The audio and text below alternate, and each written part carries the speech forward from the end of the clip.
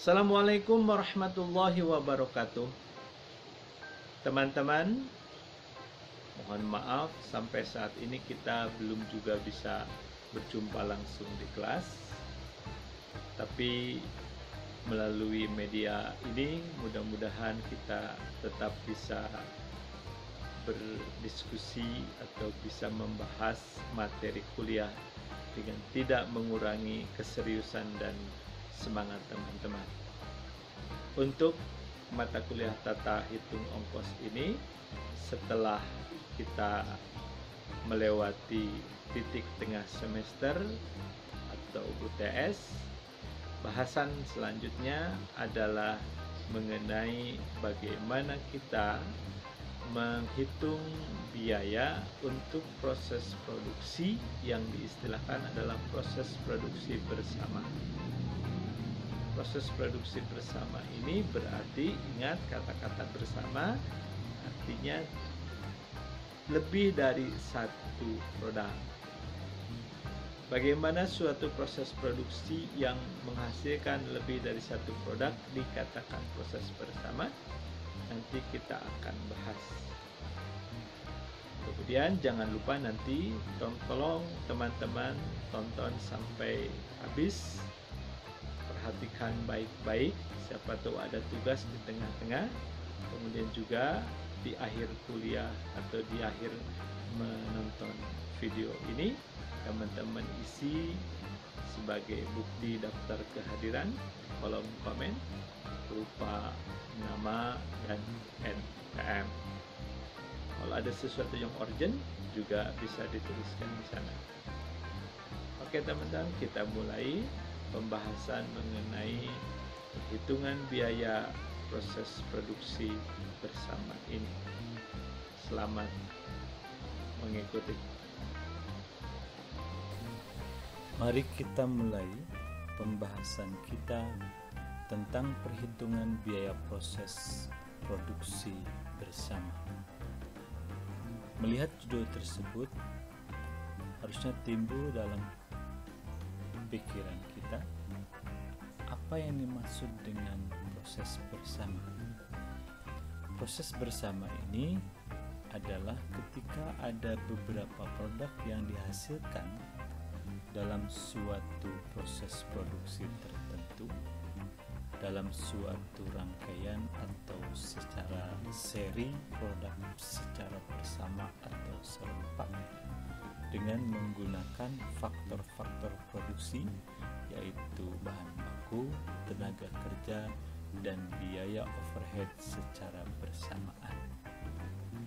Tentunya dengan demikian, kalau secara bersama-sama ada PR atau tugas kita yang lebih lanjut, karena pada akhirnya akan menjadi produk secara tersendiri, maka kita harus mampu nanti memisahkan biaya-biayanya tersebut. Bagaimana cara pemisahannya nanti yang akan kita bahas di sini. Lebih tepatnya bukan pemisahan seperti ini, tetapi merupakan bagaimana cara membagi beban atau mengalokasikan faktor-faktor produksi yang dipergunakan secara bersama-sama tersebut. Nah, biaya bersama tidak dapat ditelusuri dan dipisahkan pada setiap produk. Nah, jadi ini agak susahnya. Kalau sebelum-sebelumnya kita membahas bahwa kita sudah berbicara ada biaya langsung, ada biaya tidak langsung, di mana kita juga sudah paham ketika biaya langsung adalah biaya yang sangat mudah untuk ditelusuri kepada sumber cost driver ataupun penyebab biayanya, sehingga dalam perhitungan nanti akan mudah. Nah, jadi dengan demikian, karena ini halnya khusus ataupun berbeda, karena tidak dapat ditelusuri atau dipisahkan secara langsung tentunya, dan setiap produk mempunyai nilai jual dan kuantitas yang relatif sama. Nah, dengan demikian ada kondisi biaya bersama tidak dapat ditelusuri atau dipisahkan pada setiap produk dan setiap produk mempunyai nilai jual atau kuantitas yang relatif sama. Jadi dalam kondisi ini diasumsikan bahwa produk yang dihasilkan itu mempunyai taraf ataupun mempunyai jumlah yang sama.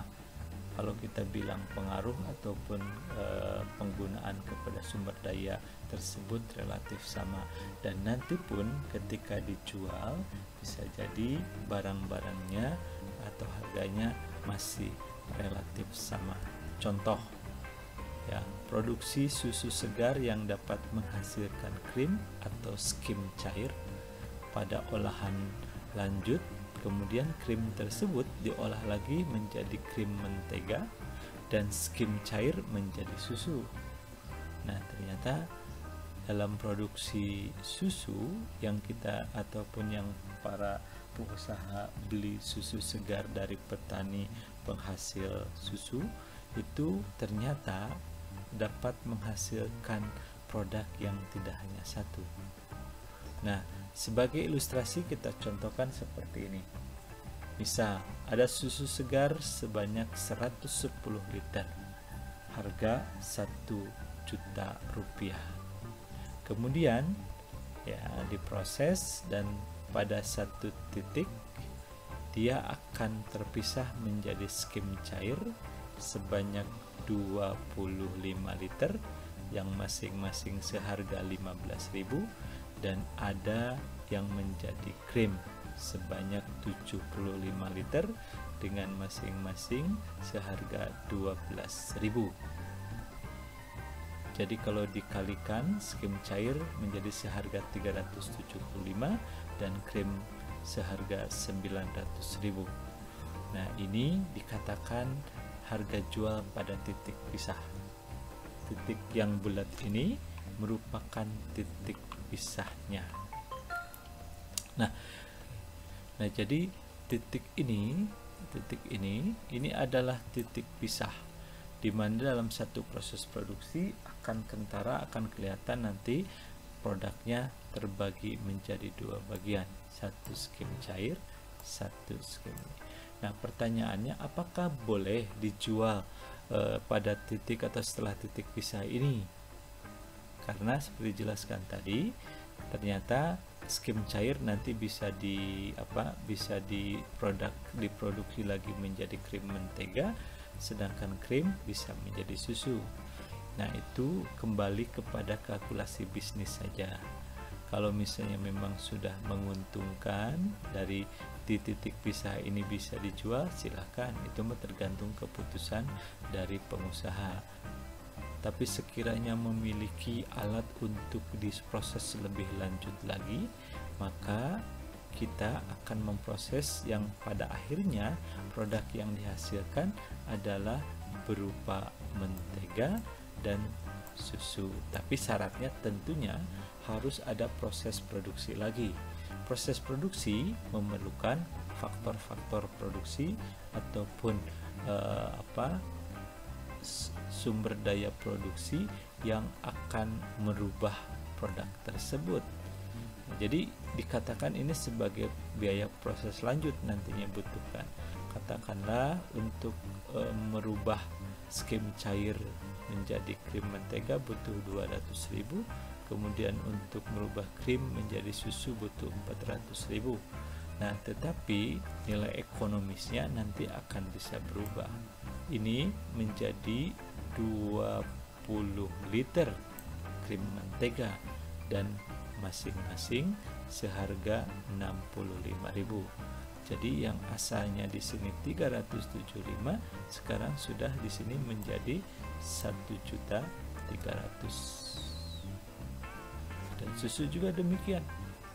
Ya, sudah jauh lebih tinggi. Nah, jadi proses ini yang disebut sebagai proses untuk atau menghasilkan produk bersama. Nah, 1.300.000 yang untuk krim menteganya, sedangkan kalau untuk susu adalah 3.750. Nah, jadi kalau kita lihat sebentar dari sisi ekonomi ataupun profit ketika menjual, kalau dijual di sini berarti si pengusaha akan mendapat hasil sebanyak 1.275.000. Tapi dengan menggunakan katakanlah biaya lanjutan sebesar 600.000, maka di sini hasilnya akan menjadi sebesar 5.050.000. Tapi tentunya angka di sini kan untuk macam-macam ya, bisa jadi ada alat yang yang sudah didepresiasi ataupun ada nilai penyusutan dan sebagainya. Nah, tapi kira-kira seperti ini ya. Jadi ini ada titik pisah, kemudian nah inilah kira-kira ilustrasi untuk yang namanya sebagai produk bersama. Nah, dalam produk bersama ini dapat dihasilkan satu, ya bisa jadi meskipun kedua-duanya memiliki kuantitas ataupun taraf yang sama, boleh jadi nanti tetap ada produk unggulan atau kita bilang sebagai produk utama dan juga produk sampingan. Produk yang kalau produk utama itu berarti produk yang dihasilkan dalam proses produksi secara bersamaan, tapi dia tentunya ada kelebihannya atau memiliki nilai atau kuantitas yang lebih tinggi dibandingkan dengan produk yang lainnya ataupun produk sampingan yang satu lagi. Kalau sampingan ini hanya sebagai tambahan biasanya.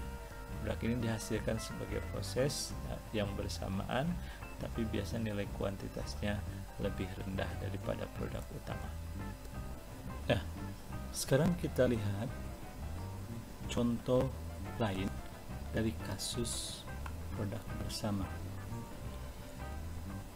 Kalau kita punya katakanlah kayu masih dalam bentuk gelondongan, kalau diproses ya nanti ada balok, ada papan. Nah, kayu gelondongan ini ya yang bagian tengahnya biasanya, nah ini sebagai produk utamanya. Oke, balok produk sampingan dan papan juga produk sampingan. Biasanya papannya bukan papan yang bagus, tapi papan yang masih ada kulit pinggirnya dan sebagainya. Nah, biaya bersama atau joint cost itu apa?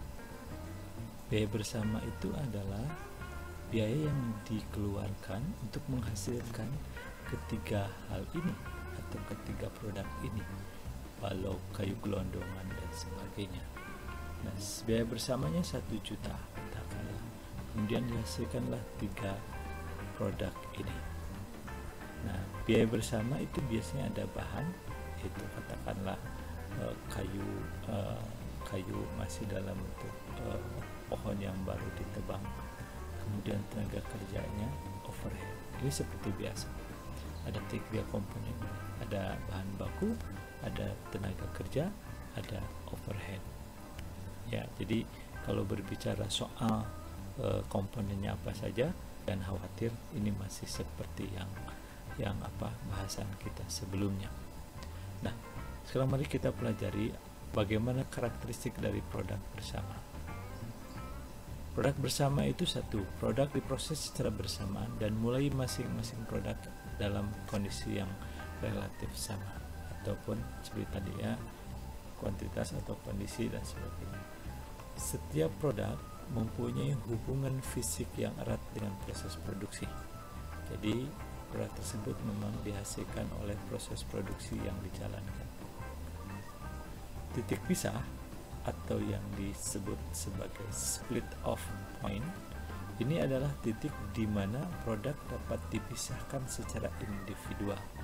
Jadi si produsen sudah dapat memisahkan dan lebih jauh sebenarnya bisa menjual produk yang dihasilkan tersebut. Setelah titik pisah, produk dapat dijual ya sekarang tadi ya, kemudian diproses lanjut untuk mulai harga jual yang lebih menguntungkan.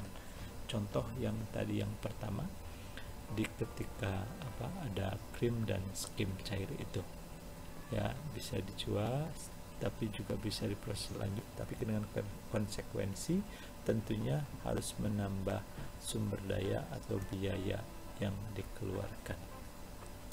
Nah, sekarang pertanyaan berikutnya adalah bagaimana kita membebankan biaya produk bersama kepada produk-produk yang dihasilkan, atau dalam istilah di sini adalah bagaimana kita mengalokasikan biaya produk bersamanya. Alokasi pembebanan biaya bisa secara proporsional dari biaya yang tidak langsung atau biaya bersama ke dalam objek biaya. Nanti detailnya kita lihat ya. Kemudian ada beberapa alasan untuk dilakukan alokasi biaya. Kenapa harus dilakukan alokasi? 1. Untuk menghitung harga pokok dan menentukan nilai persediaan baik untuk pelaporan keuangan secara internal maupun eksternal. Jadi ingat, proses produksi itu adalah proses yang memiliki konsekuensi biaya. Nah, kalau nanti bebannya besar untuk satu produk yang bersama ini lalu tidak terhitung, kan itu bahaya. Makanya tetap harus dijaga bahwa yang namanya harga pokok produk ini harus dipastikan. Ingat sekali lagi prinsip kita dari awal bahwa kita harus dapat mengidentifikasi biaya-biaya yang dikeluarkan secara akurat supaya kita bisa menentukan harga pokok produk dengan akurat pula. Kemudian untuk menilai persediaan dengan tujuan asuransi misalnya ya, atau tujuan perencanaan ke depan. Menentukan nilai persediaan jika terjadi kerusakan terhadap nilai barang yang rusak. Itu juga harus dihitung ya. Kalau ada barang yang rusak, berapa ini besarnya atau biayanya, maka itu memerlukan apalagi dalam produk bersama, beban yang ditanggung oleh produk tersebut seberapa. Kemudian untuk menentukan biaya barang rusak dan hancur ya, seperti nomor ini yang persediaan, tapi kalau yang 4 ini barang rusak itu biasanya sudah tidak lagi dalam persediaan atau dalam proses katakanlah pengepakan dan seterusnya. Kemudian untuk menentukan kinerja dan biaya departemen sama ya, semakin efisien suatu departemen atau divisi maka akan semakin bagus.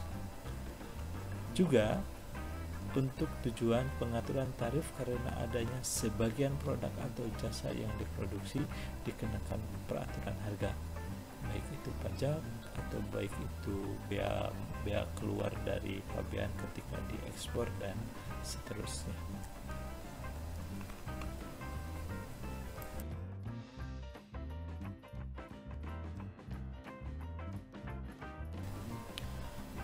Bagaimana mengalokasikan biaya bersama tersebut? Ada metode yang disebut dengan metode harga pasar atau metode nilai jual hipotesis. Ini merupakan metode untuk melakukan pembebanan biaya bersama atas dasar nilai jual masing-masing produk. Jadi setelah split of point tadi atau setelah titik pisah, barang yang dihasilkan kalau memang bisa langsung dijual berarti ada pasar, ada pembelinya dan ada penjualnya, dan itu pasti konsekuensinya ada harga yang bisa disepakati dan sebagainya, dan itu bisa diajukan itu menjadi acuan untuk proses atau penentuan alokasi biaya ini. Ini paling umum digunakan karena antara biaya dan nilai jual biasanya terdapat hubungan langsung. Ya, kalau ini berarti bahwa kalau biayanya tinggi maka nilai jual produk tersebut pun tinggi. Alasan lainnya ini karena biaya bersama berhubungan secara relatif terhadap biaya produksi lainnya apabila bauran fisik dan output dapat diubah lebih besar atau lebih kecil. Jadi kalau outputnya lebih banyak, lebih sedikit, itu pasti akan berpengaruh kepada harga pasarnya. Atau bauran fisik artinya campuran fisiknya atau kombinasinya. Kedua, perubahan output dapat menghasilkan total nilai pasar lebih besar atau lebih kecil, atau logis ya. Kemudian Dalam implementasinya, metode harga pasar ini ada dua kondisi. Satu, ada harga jual diketahui pada saat titik pisah, tapi juga bisa tidak diketahui. Lalu, jika harga jual diketahui pada saat titik pisah, apa yang harus dilakukan? Oke, kita lihat dulu ya. Jadi, bagaimana pembebanan biaya bersama kepada produk akan didasarkan kepada persentase nilai jual masing-masing produk terhadap nilai jual keseluruhan, atau rumusnya seperti ini. Jadi biaya beban ini adalah untuk produk tertentunya, sedangkan yang bawah adalah keseluruhan produk ya. Jadi seluruh produk jumlah nilai jualnya. Jadi kalau satu produk misalnya adalah 20, sedangkan keseluruhan 100, berarti ini adalah 20 per 100 kali berapa nilai bersamanya. Itu yang harus diperhatikan. Baik, nanti kita lihat sekarang contohnya. PT Melati memproduksi 4 jenis produk, yaitu produk X1, X2, X3, X, dan X4 secara bersamaan dengan biaya sebesar 250 juta. Jadi 250 juta ini adalah biaya bersamanya. Kemudian data produksi yang berhubungan dengan keempat produk tadi adalah satu, ini masing-masing untuk unit produksinya. X1 8.500, X2 6.750, X3 2.500, dan X4 adalah 7.750. Masing-masing harga pasarnya karena diketahui pada saat titik pisah. Untuk X1 5.500, X2 3.750, X3 9.500, dan X4 adalah 7.500. Apa yang harus dilakukan? Hitunglah alokasi biaya bersamanya untuk masing-masing produk. Oke, kita lihat ya. Ini adalah ilustrasi kasus. Bagaimana penyelesaian dari kasus tadi? Baik, kita lihat dulu ilustrasinya. Ilustrasinya adalah bahwa proses produksi tadi memerlukan atau mengeluarkan biaya bersama sebesar 225 juta. Ini produk X1 dihasilkan 8.000 unit dengan masing-masing atau per unitnya berharga 5.500, X2 6.750 unit dengan biaya 3.750, X3 sebanyak 2.500 unit dengan harga 9.500, kemudian X4 7.750 dengan masing-masing harganya per unitnya adalah 7.500. Nah, ini jadi kalau kita hitung sekarang ya, ini unit produksinya, kemudian ini adalah harga pasarnya 5.500, dan ini adalah nilai jual pada titik pisah. Dan kalau dihitung nilai jual pada titik pisah ini masing-masing adalah seperti tercantum dalam tabel ini. Ini di mana? Ini tinggal mengalihkan antara unit produksi dan harga pasar saja. Karena apa? Karena diketahui. Nah, sekarang berdasarkan data ini, bagaimana penyelesaiannya? Nah, penyelesaiannya sederhana sebenarnya.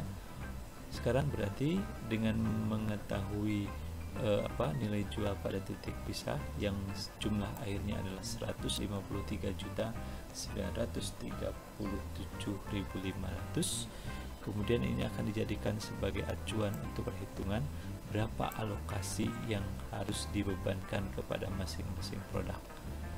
Ini setelah dihitung diperolehlah untuk X1 adalah sebesar 0,3037 bebannya. Dari mana? Dari atau sekitar 30% atau 30,37% dari 225 juta. Nah, dari mana angka ini diperoleh? Angka ini diperoleh dari 46 juta 750 dibagi 153 juta 937.500, maka diperoleh angka 0,3037. Dan kalau dihitung semua akan diperoleh hasil dari dalam tabel ini. Dan kalau dijumlahkan ini dari atas ke bawah, pasti jumlahnya akan sama dengan 1. Lalu dari mana angka 63,331,303 ini diperoleh? Ini tinggal mengalihkan angka 0,3037 dengan 225 juta. Nah, dengan demikian seluruh biaya bersama sudah dialokasikan, dan kalau dijumlahkan maka hasilnya adalah 225 juta.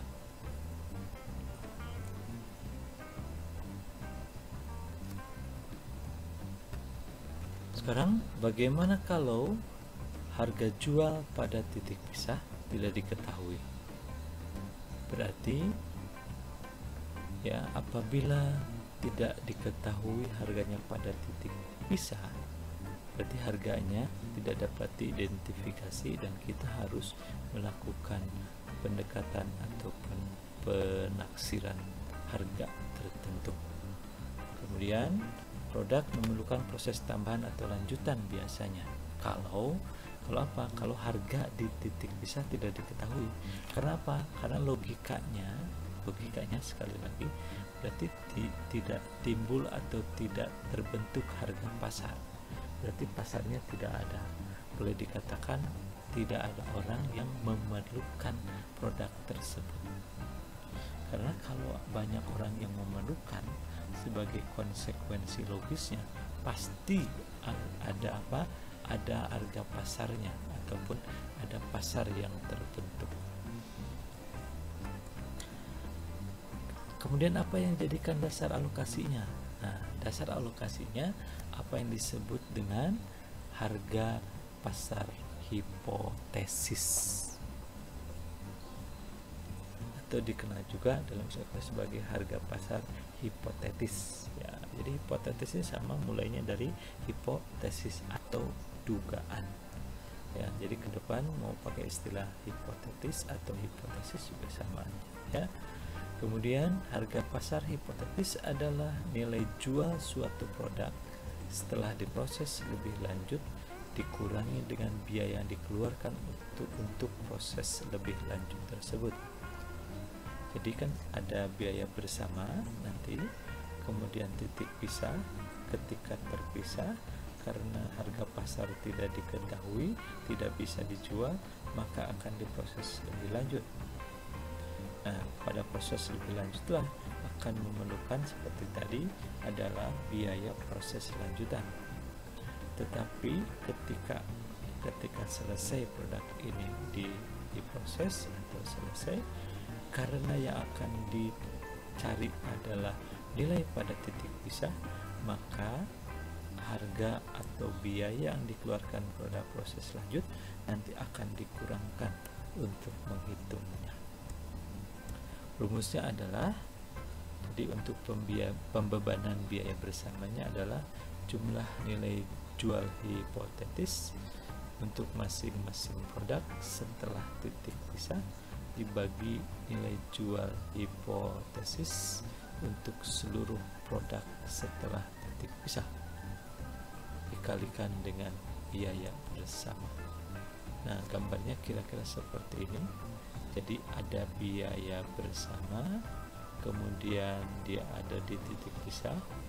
Karena titik pisah ini harganya tidak diketahui, maka X1, X2, X3 ini dilanjutkan untuk diproses lebih lanjut dan menjadi barang atau barang dalam bentuk lain setelah diproses dan harga jualnya diketahui. Contoh, PT Mawar Indah memproduksi 3 produk secara bersama, yaitu produk A, B, dan C. Biaya bersama yang dikeluarkan untuk menghasilkan ketiga produk tersebut adalah 125 juta. Karena ketiga produk tersebut tidak diketahui harganya pada titik pisah dan kemudian harus dilakukan proses produksi lebih lanjut, maka mereka memerlukan biaya lanjutan atau biaya tambahan untuk diproses lebih lanjut. Yang datanya adalah sebagai berikut. Ini adalah jumlah produk yang dihasilkan per unitnya. Ada A, B, C masing-masing 3.750, kemudian 10.000 dan 5.500. Setelah diproses lebih lanjut, harganya itu 8.500 untuk A, kemudian B adalah 12.575 rupiah dan C 17.500 rupiah. Kemudian diketahui pula untuk proses lanjut ini biaya yang diperlukan masing-masing adalah seperti yang tercantum dalam baris terakhir. Untuk A sebesar 15.256.000, untuk B 6.252.000 dan untuk C sebesar 12.692.000. Nah, apa yang diminta oleh saudara lakukan adalah 1. Alokasikan biaya bersama itu terhadap atau kepada masing-masing produk. Kemudian tentukan biaya produksi untuk masing-masing produknya berapa. Nah, ilustrasi kasusnya begini. Ya, jadi biaya bersamanya 125 juta. Kemudian di titik pisah karena tidak diketahui, kemudian diproses lanjut yang dimana A membutuhkan biaya lanjutan sebesar 15.256.000, B membutuhkan biaya untuk proses lanjut sebesar 6.252.000, kemudian C membutuhkan biaya untuk proses lanjut sebesar 12.692.000, dan di akhirnya mereka akan diproduksi sebanyak 3.700 dan setelah proses lanjut produk A, B, C masing-masing menghasilkan 3.750 unit, 10.000 unit dan 5.500 unit dengan harga masing-masing 8.500 rupiah untuk A, 12.575 untuk B dan 17.500 untuk produk C. Kalau teman-teman hitung, ini total penjualan untuk A adalah 31.875.000, dari mana tinggal dikalikan saja 3.750 kali 8.500. Cek apakah hasilnya seperti itu, dan kemudian masing-masing dikalikan, inilah totalnya. Nah, total penjualannya adalah sebesar 253.875.000. Nah, tapi kalau dikurangi dengan biaya proses lanjutannya masing-masing, maka untuk barang A atau produk A itu adalah 16.619.000. Dari mana ini adalah 31.875.000 dikurangi oleh biaya produksi ini adalah 15.256.000, maka hasilnya diperoleh 16.619.000 dan semua dilakukan, jadi total biayanya 219.675.000. Nah, bagaimana penyelesaiannya? Ini penyelesaiannya. Untuk kolom atau untuk produk A, maka porsi bebannya adalah sebesar 0,0757. Ini dari mana? Ini adalah 16.619.000 dibagi 219.675.000. Yang B adalah 0,544 dengan cara yang sama, membagi yang 119 juta ini dengan 219 juta, kemudian yang C juga sama, jadi diperoleh porsi ini. Ini kalau ditotalkan semua adalah 1. Jadi sekarang total beban untuk join costnya masing-masing produk berapa? Yang A ini adalah 9.456.584. Dari mana? Ini 0. Kita lihat bahwa apa? B ini mendapat beban yang paling besar sebesar 67.997.041 rupiah. Nah, ketiga ini kalau ditotalkan adalah sebesar 125 juta sesuai dengan biaya bersama yang untuk proses produksi ini. Nah, kalau dilihat total biaya proses lanjutan adalah sebesar 34.200.000 rupiah. Jadi kalau 125 juta ini ditambah dengan 34.200.000 ini, maka totalnya adalah 159.200.000. Jadi pas ya. Jadi ini adalah biaya bersama ditambah dengan total biaya untuk proses lanjutan, maka ini adalah total untuk biaya produksi ketiga produk tersebut. Selanjutnya ada yang disebut dengan metode unit fisik.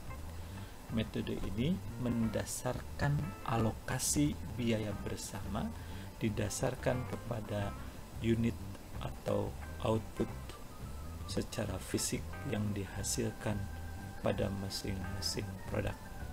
Kemudian untuk semua produk yang dihasilkan, maka unit fisiknya itu harus sama. Jadi kalau yang satu adalah unit fisiknya liter, maka yang lain pun harus liter.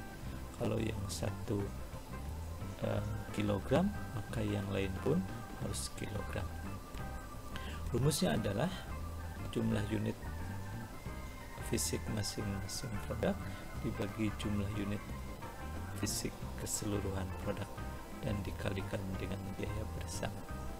Contoh, PT Rindu tak pernah usai memproduksi 3 produk secara bersama, yaitu produk 1, 2, dan 3. Biaya bersama yang dikeluarkan untuk menghasilkan ketiga produk tersebut adalah 78 juta rupiah. Data lain yang berhubungan dengan produk bersama tersebut adalah ini ya. Di jumlah atau unit yang dihasilkan untuk produk 1 adalah 18.750 unit. Kemudian untuk produk 2 sebanyak 12.300 unit, dan untuk produk 3 sebanyak 25.500 unit. Dan ini masing-masing harganya 2.750, 3.250, dan 1.850. Dan biaya proses lanjut untuk masing-masing produk, yang produk 1 adalah 13.750.000, produk 2 9.250.000, dan produk 3 sebesar 14.050.000. Tugas selanjutnya seperti biasa, bagaimana cara mengalokasikannya atau berapa alokasi biaya bersama untuk masing-masing produk, dan juga tentukan berapa biaya produksi masing-masing produk. Teman-teman perlu dicatat bahwa kenapa pada akhirnya harus tetap menentukan biaya produksi untuk masing-masing produk. Tujuan ataupun target akhirnya adalah untuk menentukan harga pokok produk untuk masing-masing.